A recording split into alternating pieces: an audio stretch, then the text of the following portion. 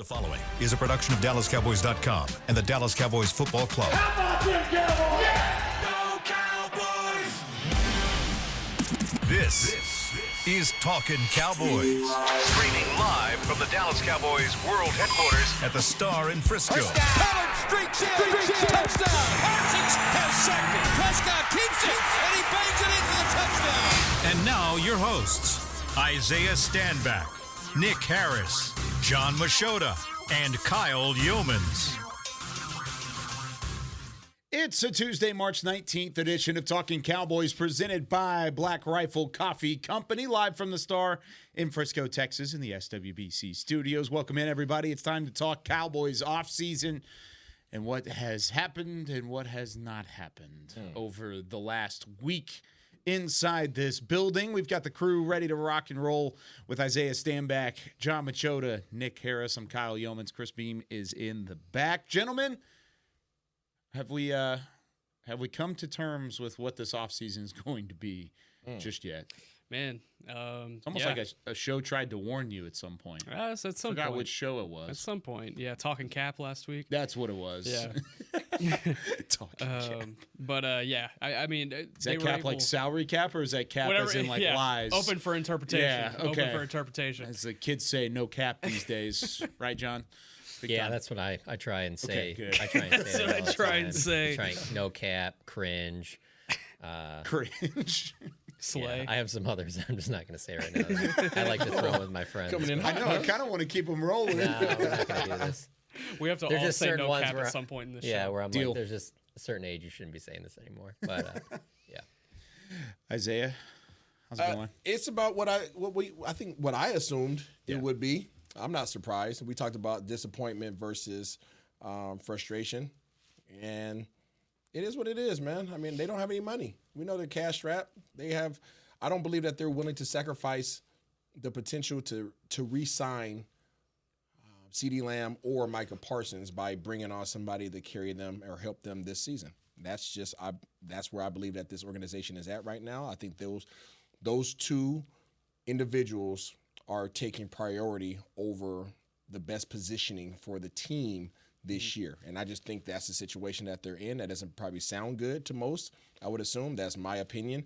But that's really, when you dig deep, that's really what's at the root of this situation that they find themselves in. They are unwilling to compromise the potential of re-signing those two individuals in the future. It's those two, but I also think it's the quarterback position. So if that's Dak, or if they were to somehow go in another direction, I don't see them not spending on the quarterback position, regardless of who's playing it.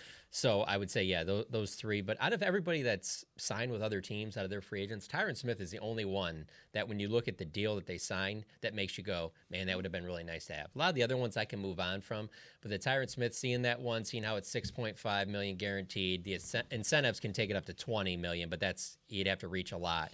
But if you factor in, a lot of the incentives in his contract are playtime percentages. And from what I read on it, it looked like basically like last year's contract, if he was playing under that one that he has right now, he probably would have made about $13 million because he played over 70% of the snaps.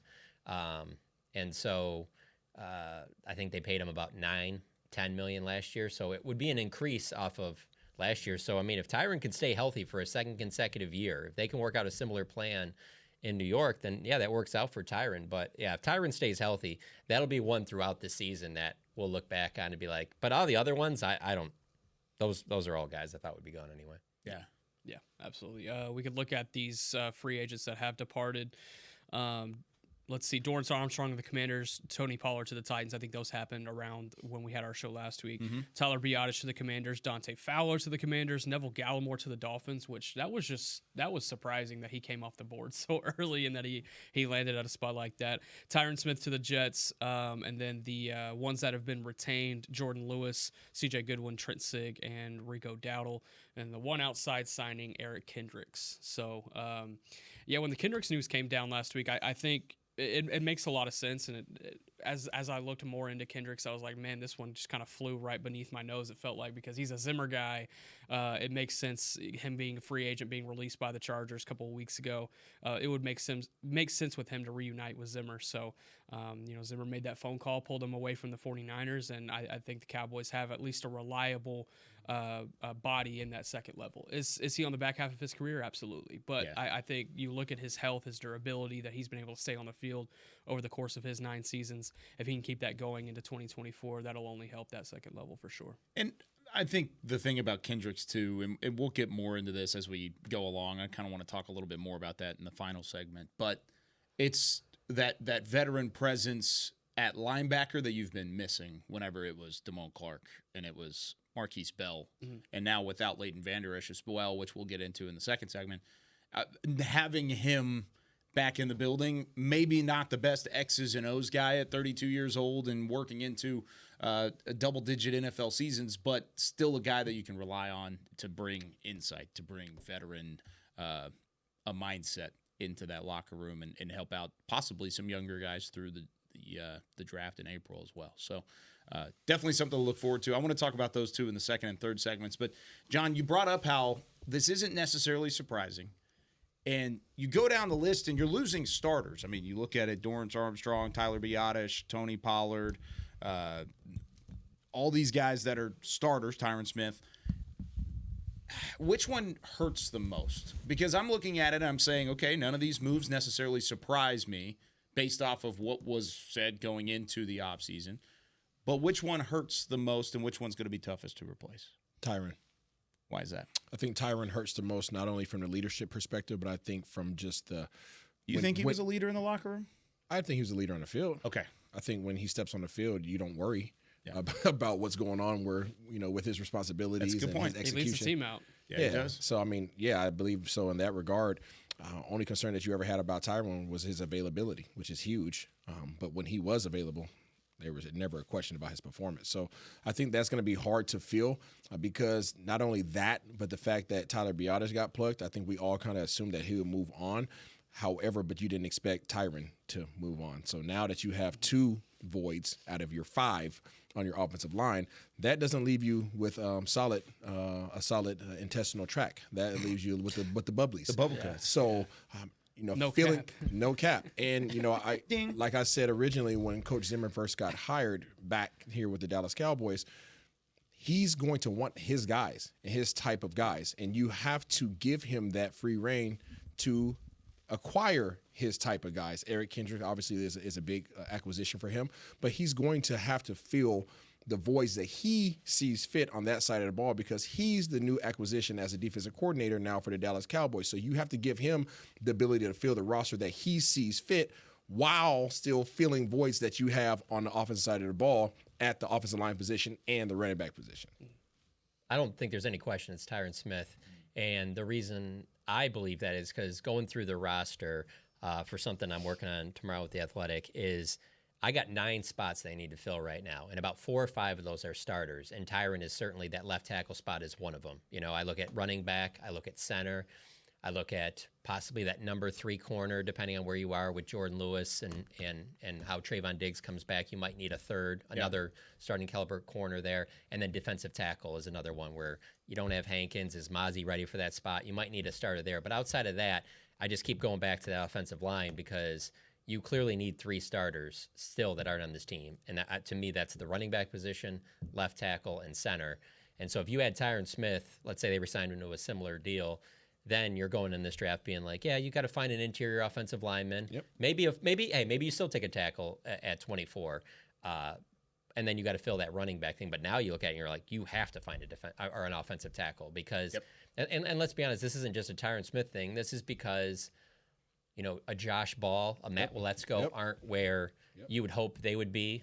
Austin Richards. Yeah. So I almost feel like you have to add a left tackle or a really good guard that pushes Tyler Smith out to left tackle. And then one of those, Waletzko, Ball, Richards, they have to, at the very least, one of those has to be your swing tackle. At least.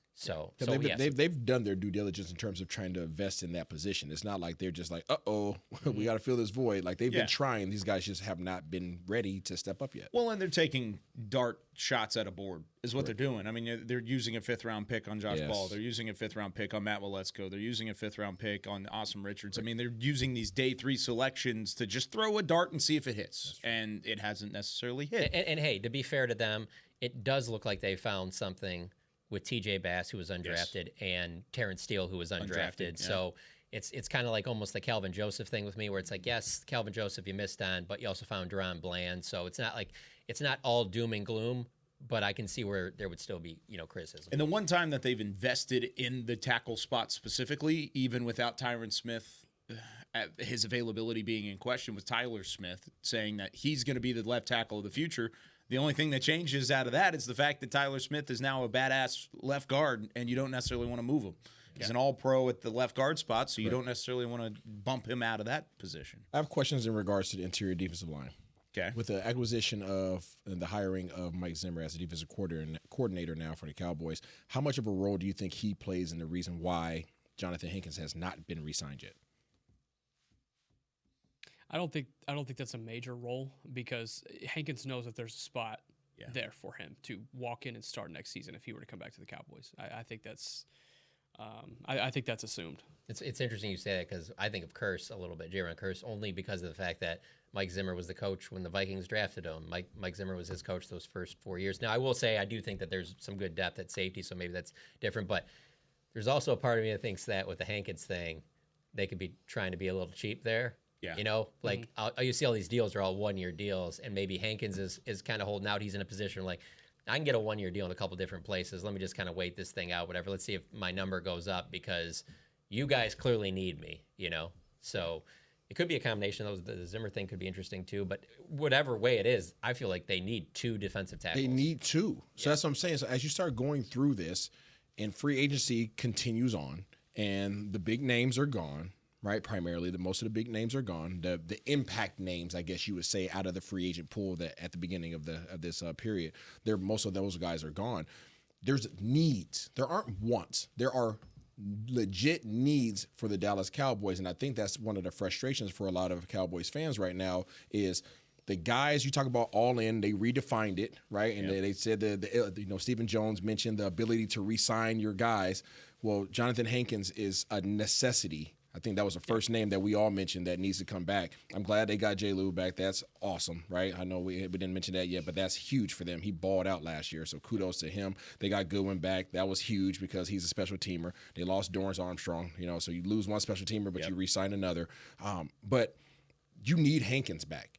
And not only do you need Hankins, you need somebody to play next to Hankins while Mozzie still develops, because he's not ready unless he put his weight back on and his mindset is ready to go be an impact player this year. So you need Hankins to be re-signed, and you need another defensive lineman that seemingly, at least in the free agent pool, most of those guys are gone.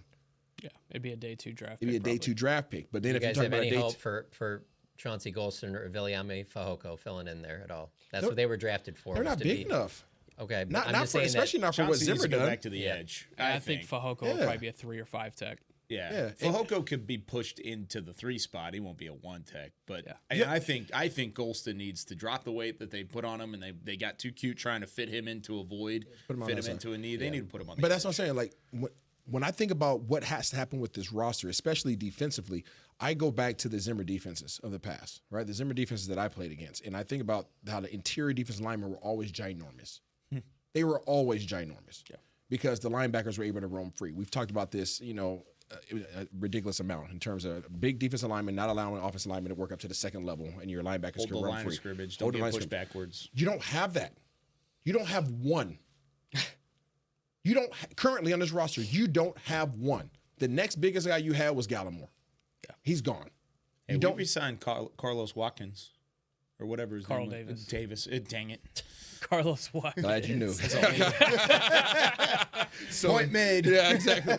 But you understand what I'm saying? Yeah. Like, there are voids that not only have to be filled, but they have to be filled according to what he wants. Yeah. Mm-hmm. And there's just not a huge pool of it. And another thing is when you say defensive tackle, it's not common for a defensive tackle to come out of college and come in and dominate, especially in that role that you're talking about, the big guy that eats it up in the middle. Whereas, like, you can see like a left tackle, especially one of these high first-round picks, having some success immediately. You can see a running back that you take in the second, third round coming in and having some success immediately. Defensive tackle is not like that at all. So to your point, it's like you need two. Hankins obviously would feel one of them, but you'd almost want to see them get two veterans. Grab another one. Absolutely. Yeah. So, I mean, you got two interior defensive linemen, you got left tackle, you have a center, you need a running back.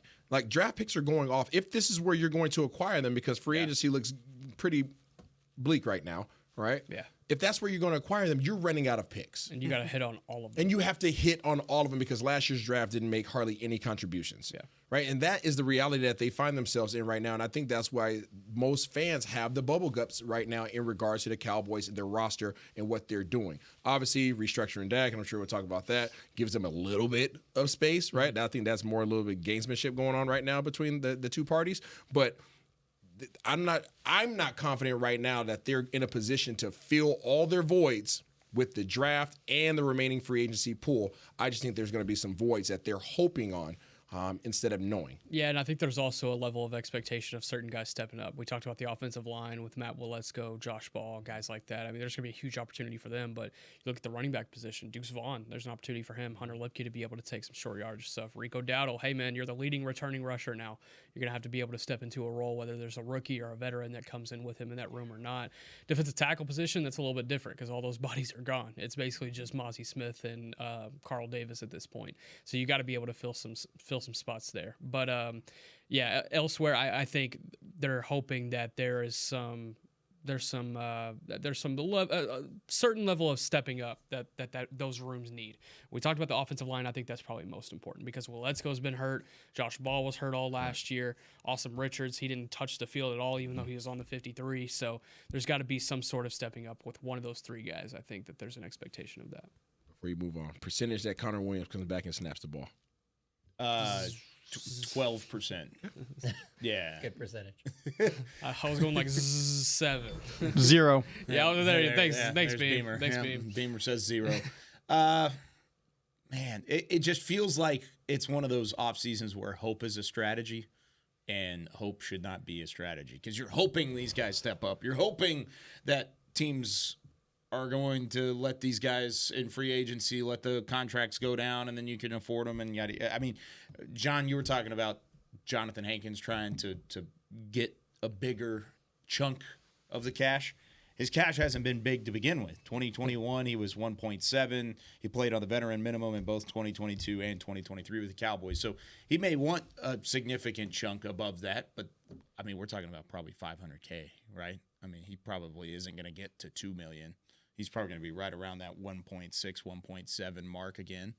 And Sure, and that seems worth it to me. Yeah, Because like I said, man, it's I would do that right now. It's a veteran type. Not my money, though. Right? It's not my money. It's a veteran player who plays a position that young guys generally don't come in and dominate right away. So it'd be one thing if the Cowboys were sitting in a position where their offensive line was in good shape, running back was in good shape, and you're just like, well, yeah, this just looks like they're going to take like Devondre Sweat or whatever. I think is that how you say his name? Tavondre. Yeah. Devondre Sweat, yeah. Like a big guy like that I texted, but now you're just like, they can't even take him in the first round. They like literally they can't do anything but offensive line in the first round. I can't even imagine them doing anything but offensive line in the first round. And that's generally not been good for the Cowboys when they have to take a position. Luckily, it is offensive line, and they've been better at drafting that position early than any. Sure. That's a fact. I think overall. Hankins did mention on his podcast, I think it was a couple of weeks after they had lost to the Packers, that he felt like he deserved more money-wise, but that he wanted to be back here in this building. So we'll see how that kind of comes to fruition over the course of the next week or so. I think Seattle's an interesting spot for him. Him and Aiden Dirty did get close. Washington is an interesting spot, but if I were to expect him to land anywhere else, it'd be Seattle. Come on now, Jonathan. Let's talk this through. Let's talk something out. Let's make something happen. What'd you say? Next to Big Leonard. That'd be interesting. That makes sense. Yeah, it does. All right. When we come back, we're going to talk about the Dak extension. We're also going to talk about Leighton Vander Esch and what he meant to this franchise as he pins his emotional retirement letter to the Dallas Cowboys and makes it official. We're going to talk about what he meant and how tough it is going to be to replace Leighton Vander Esch when we come back with more Talkin' Cowboys. Todd thought it would be secure to jog in the cheetah savanna. Todd believed the big cat repellent he bought online was reliable. And now, Todd is trying to be faster than this cheetah that can run 80 miles per hour. But the good news is, Todd has AT&T 5G that is fast, reliable, and secure. And he learned the best thing to do is stop running and toss her the backpack with the beef stew. AT&T 5G. Fast, reliable, secure. It's not complicated. 5G requires compatible plan and device. 5G may not be available in your area. See att.com/5G for you for details. Black Rifle Coffee Company serves premium coffee to people who love America. When you drink Black Rifle coffee, you are directly supporting veterans, law enforcement, and first responders in your community.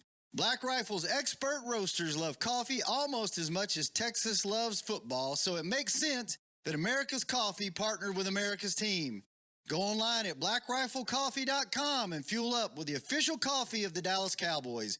That's blackriflecoffee.com to fuel up today. Cowboys fans, after that move, we've just coined the term Rowdy Replay. Let's roll back the tape. Okay, there's our mascot Rowdy cheering on the boys. And now he's on his phone, on his Bank of America mobile banking app? Staying on top of his finances with his virtual financial assistant, Erica. Bank of America's digital tools are so impressive. Cowboys fans just can't stop banking. Learn more at bankofamerica.com/can't-stop-banking. Erica is only available in the English language. You must download the latest version of the mobile banking app, only available on select mobile devices. Message and data rates may apply. Member FDIC. Welcome back into Dear Doctor, the show where I answer life's questions with an ice-cold can of Dr. Pepper. Sheila, let's hear from our next caller, would you? Dear Doctor, my friend supported me during a tough time, but what's the right gift that says, thanks for being a shoulder to cry on? Okay, this one's easy. I say give her a delicious Dr. Pepper. Nothing says, thanks, girl, better than a one-of-a-kind soda. Yes, any Dr. Pepper flavor will do. Now, just a reminder that I don't need to be a real doctor to know that Dr. Pepper is the one you deserve. Back to Talkin' Cowboys. Back here on Talking Cowboys, this portion of the show is brought to you by Quaker Oats, a super trusted superfood. Quaker Oats, the official oatmeal sponsor of the Dallas Cowboys. Welcome back in, everybody. We've got Isaiah Stanback. Did you get your oats in? I think I'm to the point now where it's just a regular season thing. It's an off-season. Yeah, off-season. Take the off-season off. Take the off-season. You can get your oats in at home. I mean, they could send them to me. I'll gladly do some little RTDs, RTEs. POV. I don't know any of those. Day in the life. Ready to eat. Ready to eat. Little overnight oats. We've got John Machota, Nick Harris, Kyle Yeomans here talking through the Cowboys offseason. They did make a move to adjust some cap space. Oh. Yeah, nothing crazy. Don't get too excited. Cowboys restructured Dak Prescott, converted Prescott's $5 million roster bonus into a signing bonus, added 2 more voidable years, which is something that the quarterback had to agree on. That move freed up $4 million in cap space this year, knocking its cap hit down to $55.4 million next year. However, that $4 million doesn't go away. It moves to next year's dead cap money, which is now over $40 million already in 2025, just on Prescott's contract alone. So, yeah. 2025 is looking very bleak as far as the dead cap. Y'all think this offseason is bad? Wait until next offseason. But I is part of this offseason just buffer for that offseason? You could say so, but also it's about fielding a roster and also wanting to field a roster for 2025. So, yeah, I understand that to a certain extent. But also you look at it's freeing up $4 million, right? That probably pushes a cap availability to 8 or so. They'll need roughly 15 to work with during the season. So, I mean, there's still space that they need to create. You got to have 11 for your draft class, too. Yeah. I mean, draft class coming in, mid-season additions, injuries. You got to be able to account for all of that. So, they still have a lot of work to do before they can really put their hand in the sand and get some guys out.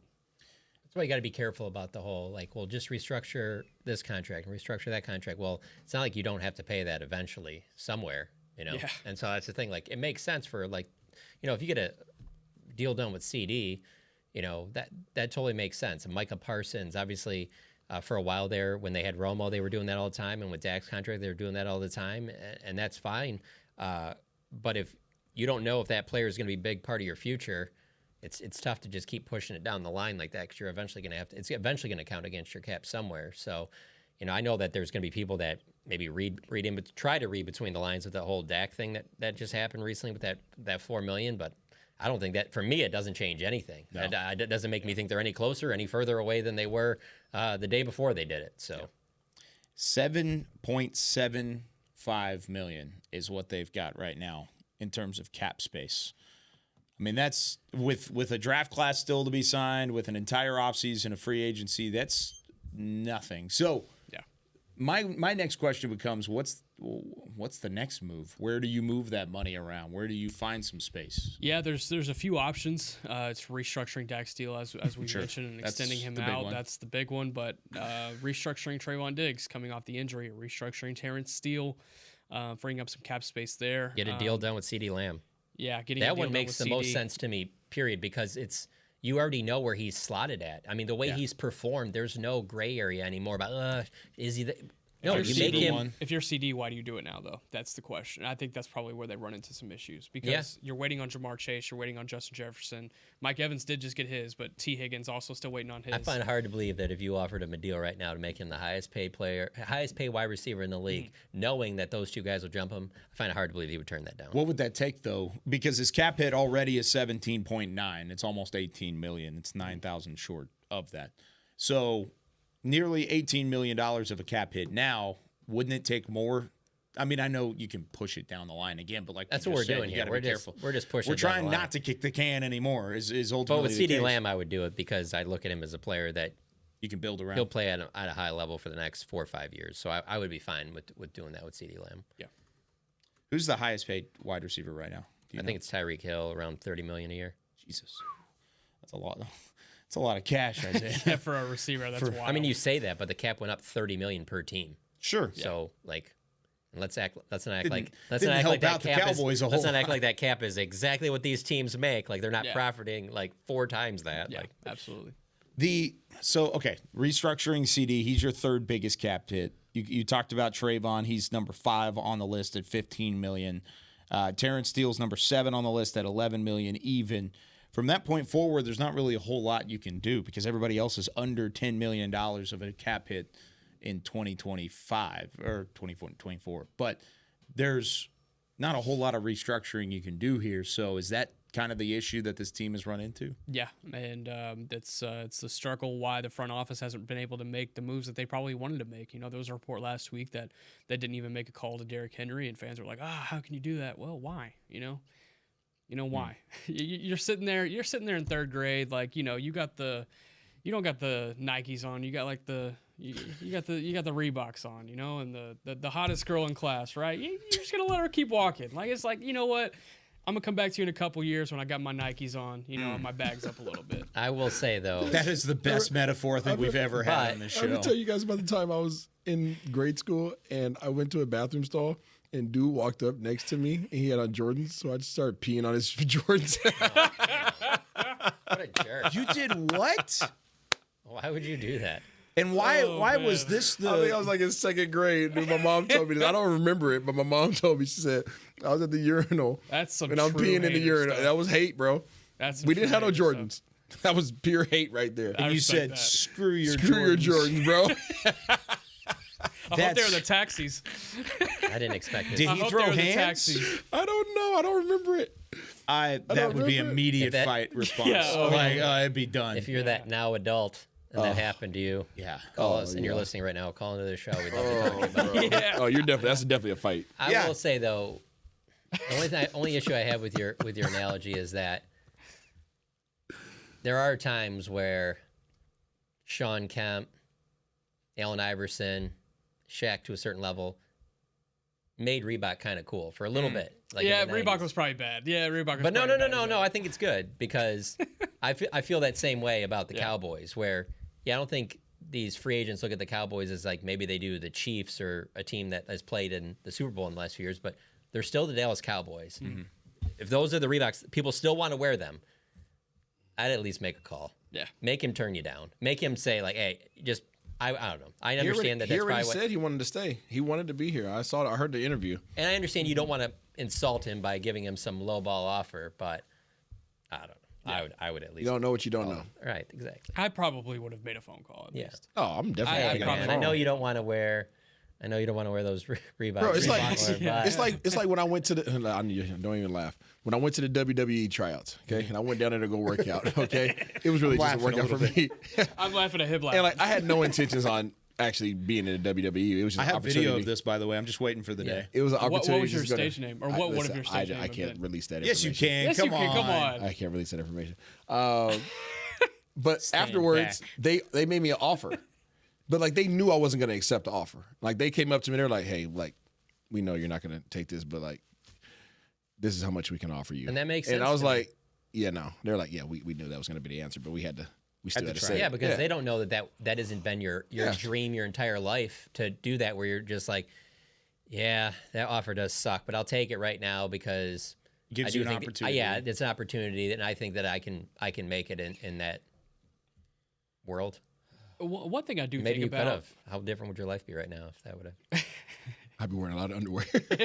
You would be on this show. No, it would be. What would your intro song be? Can you tell us that? It'd be some kind of dog, probably, like DMX. DMX, yeah. Yeah, DMX. So was your name somewhat dog related? I don't remember the name. Oh, that's It was what you guys doggish. tell us that. That is information. cap. That is cap. It was dog. It was something. It was something related to a dog. Okay. A lot of cap space in that. Yeah, a lot of cap space. statement right I there. wish they had it. I just got done watching Iron Claw, so I'm really interested really? in this. North Texas own, I baby. mean, I didn't. Go Mean Green. Yeah, I didn't know a ton about Yeah. the Von Erichs until I moved down here, and so I was watching that movie. So when you said that, I'm like, I can see you doing that. He also did the Wipeout, like Nope. All right. So stage this version, cap like, space. You know, like Wipeout, Cap space. the show Yeah. on ABC. He did like the off-brand version of that show. See, as like well. you can I've got you that can footage. say that Spin out. you can sit there and be like somewhat embarrassed. No. I've got it somewhere. It is the off season. So why do you guys believe? No. I want to stay on this for a second. You can be somewhat embarrassed or think it's cringy, whatever, but at the same time, like, it's good that you did that because you just never know what that could have turned into. Who knows if you know? There's just so many people that are so successful in the media world that who knew that they would get to the level they were. I just found an interview for Isaiah, and the title, and it's right here. You can look it up, everybody at home. And Isaiah Stanback make the jump from the NFL to the WWE. This is from the WWE website. Should we take a look at this? I don't know. I may need to we're running cut out it of time. and We need to send go it to our second send break. it to Time's Beamer. almost up here. I do have a question. All right. Man. It's something I've kind of thought about over the course of the last week. And Okay. I think it's. Are you trying to make the jump to WWE as well? No, absolutely not. Oh, okay. I think the Cowboys, from an outside perspective, I've always kind of had a built-in advantage of the fact that playing for the Cowboys brings you status. It brings you a certain level of, fame, notoriety, things of the nature. We see it with Dak and all the endorsements that he's able to do. Tony Pollard being able to do endorsements, and so on and so forth. Is there more flexibility there to pay a guy a certain amount, knowing that those opportunities would come with you? Is that a conversation with the agent? Or is it not anymore, just with the way media is? It really depends on the player. Yeah. It really depends on the player and where they're let's at. say for a Derrick Henry. Derrick I Henry truly would get some money here. I truly believe that Derrick Henry would have taken 20% less to stay here. Mm-hmm. That's my belief. Now I don't know that. I don't have inside information on that. But even if he would have, it's one thing to afford 20% less of Derrick Henry's $10.8 million deal. But hearing his immediately becomes one of the top 5. Absolutely. Guys, so, But hearing his interview, like he wanted to be here. Yeah. Like he truly wanted to be here, and he was genuinely disappointed that he didn't get the call because he just bought a new house. He lives here in the off season. I think his wife is pregnant. Like they have kids they need already. a physical back. Like he wanted to be here. Like he's like at this point in my career, like I really don't want to move again. But I'm really happy to be a Baltimore Raven. Yeah. You know what I'm saying? It was one of those deals where it's like he wanted to be here in Dallas. So you really don't know. To your point, if had they made the call, you don't know what he would have went for. Yeah. Yeah. That one hurts a little bit. It really does. Before we do take our second segment, by the way, second break.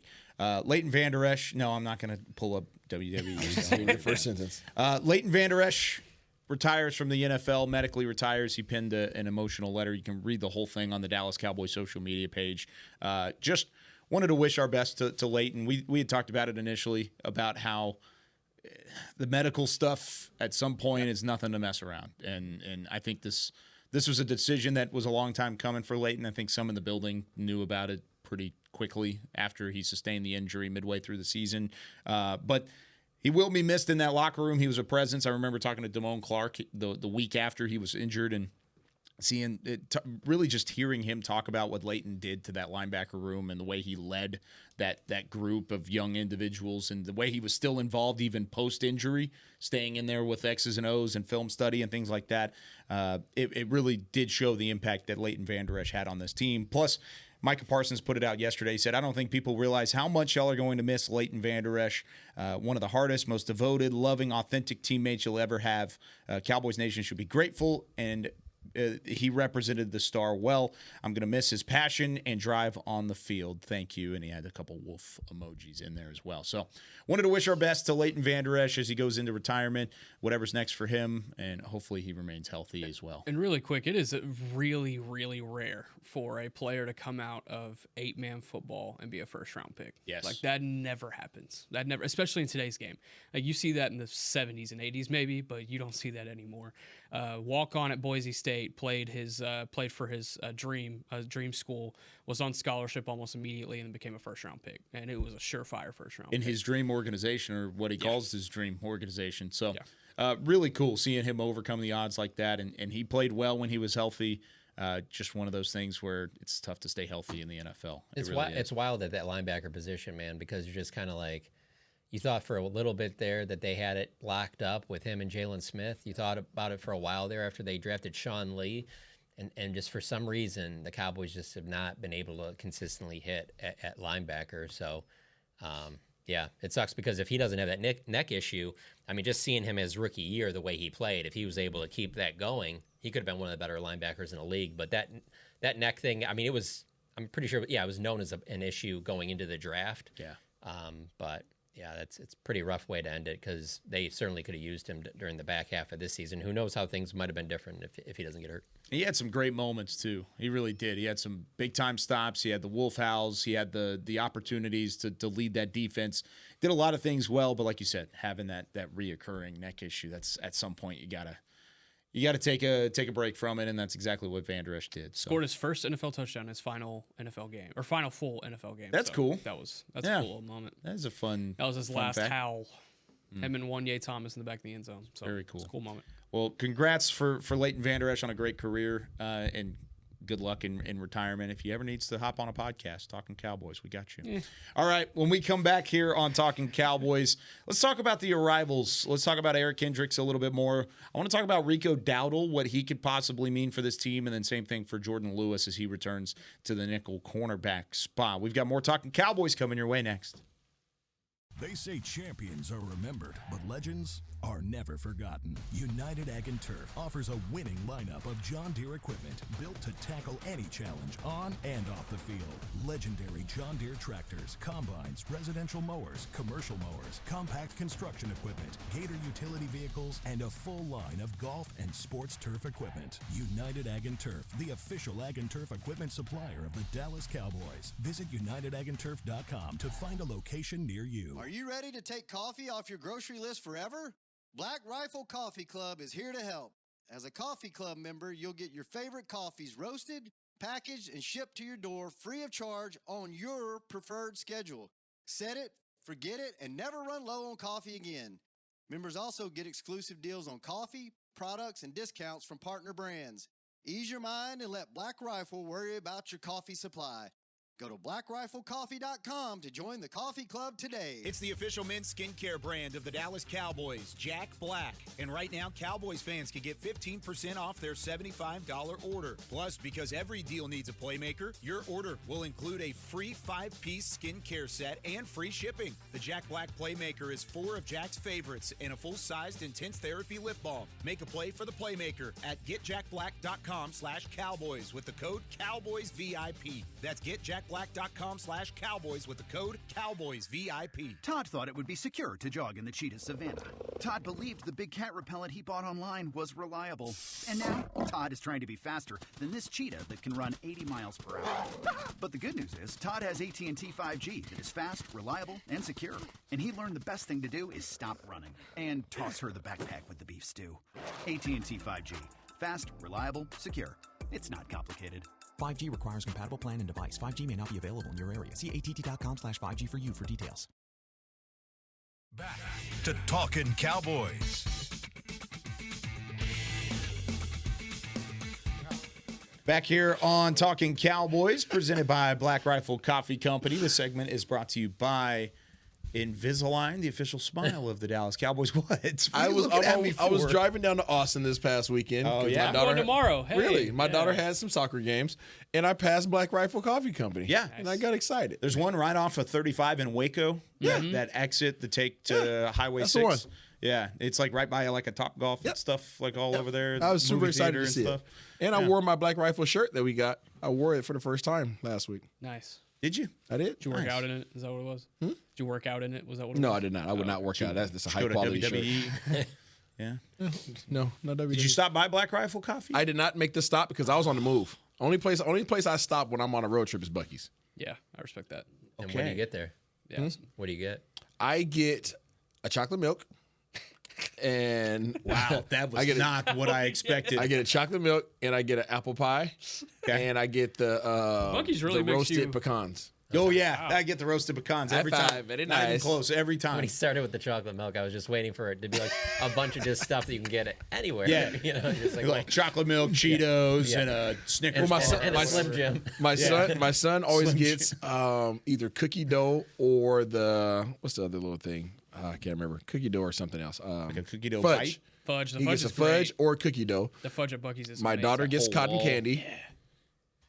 And my other daughter gets Diet Dr. Pepper because it doesn't affect her blood sugar. Nice. And everything about that makes me think that from that point forward, that car ride is just lit. I mean, everybody's just. Don't forget the 45 minutes to charge your car, by the way. No, I did not. I haven't driven electric on a road trip. Oh, okay. Not the Cybertruck on that one. Nope, waiting on it still. Okay. Drive an hour to charge 45 minutes. Have fun with that. Hey, listen, they got the new power chargers, the Power 3s. Those are good. Goodness. V3s. Talking Tesla here. No, actually, Ford Tuesday. Lightning. No, Ford Lightning can do it too. They can charge on there now, and all the other car manufacturers can charge on there now. I'm going to a Ford dealership this week, by the way. We're Are still you looking now? for a minivan. Yeah, still Van? looking for either a minivan or a large SUV to haul these triplets around. Bro, that old school Ford Flex is still a really good vehicle. There you go. Dead serious. I almost bought that thing for my mom when I first got in the league. I bought my mom a vehicle, and I think it was my second year in the league. Can it fit a stroller?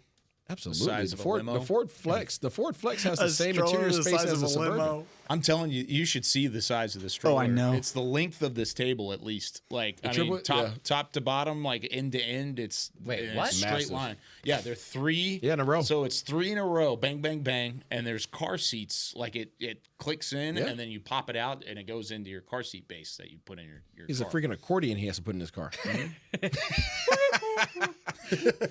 Hey, no, seriously. Like, look up. I know you probably want to get a newer vehicle, but look up some of those Ford Flexes. Those things are awesome. They're low, so your wife, she's not the tallest. But if anybody's got the car connection, let us know. I do have a car plug. You know. Yeah, I need that. Yeah. All right. The guys who have come, we're talking departures and arrivals on Talking Cowboys like we're DFW. We've got three real, one arrival, one stay, or two stays. Jordan Lewis, Rico Dowdle back. We'll start with those two guys. Nick, what is the biggest impact of having both of those guys back in the fold? Yeah, Jordan Lewis. I think going into the offseason, it was an expectation that either Jordan Lewis or Stephon Gilmore would be retained. Stephon Gilmore still has not found a landing spot. There still could be a fit for him on this team, but just go ahead and solidify that nickel position. And as it stands right now, Trayvon Diggs and Deron Bland on the outside, that just gives you a lot more stability at that cornerback position. Granted, you're one injury away from being in kind of a tough position, so you might need to spend a day 3 draft pick on that position to be able to acquire, at least some reliable depth there. You do have Nashawn Wright, which at training camp at times last year he looked good, but at other times maybe he was a little bit more shaky.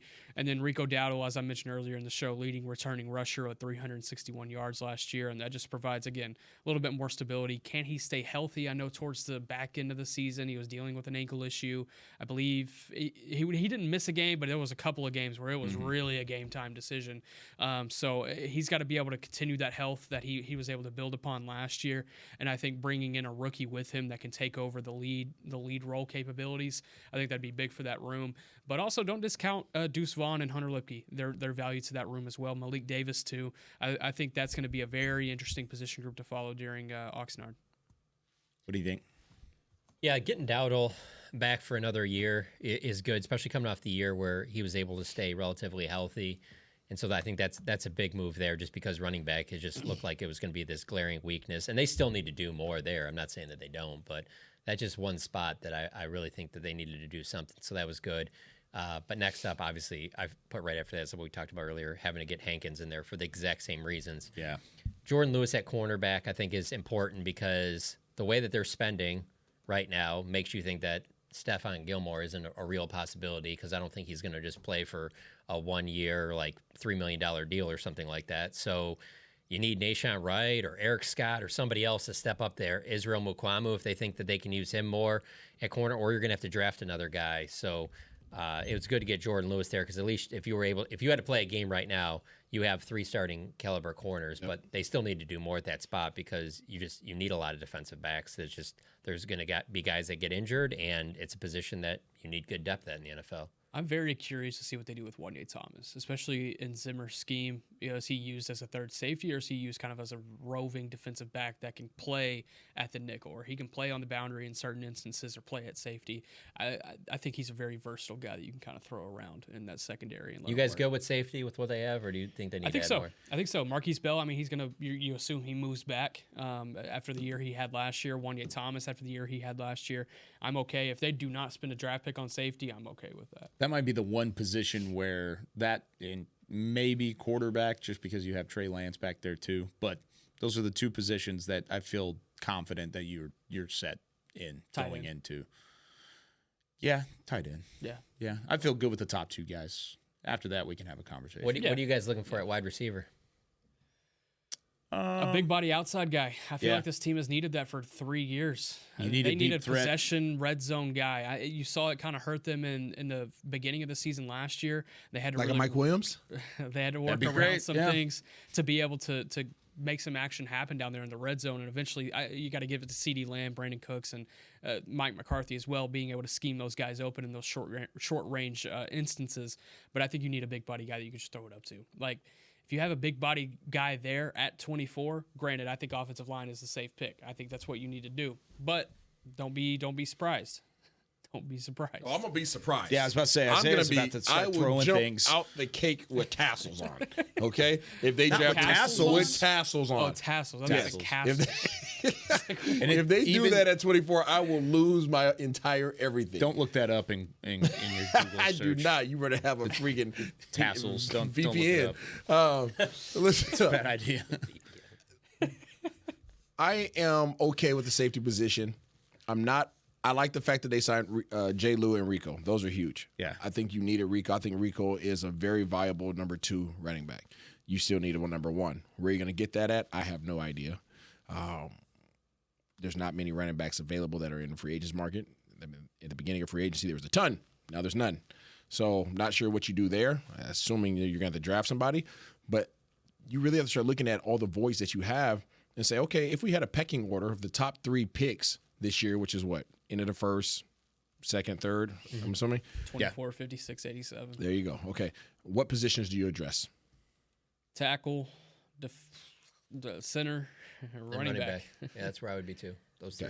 Defensive tackle's a thought as well, though. Like, if there's a defensive tackle there in the second or third round that you feel really good about, I would take a defensive tackle over a center or a running back. I think center, there's a little bit more flexibility there because of Brock Hoffman and CJ Bass.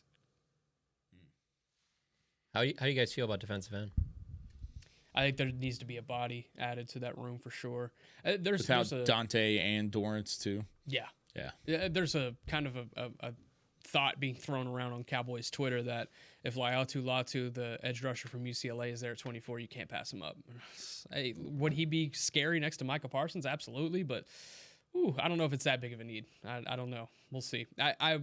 You got to counter that with, let's go or ball being your left tackle. Exactly. That's what you're giving up. So, yeah, training camp would be a bludgeon Brock Hoffman at center. Off the edge.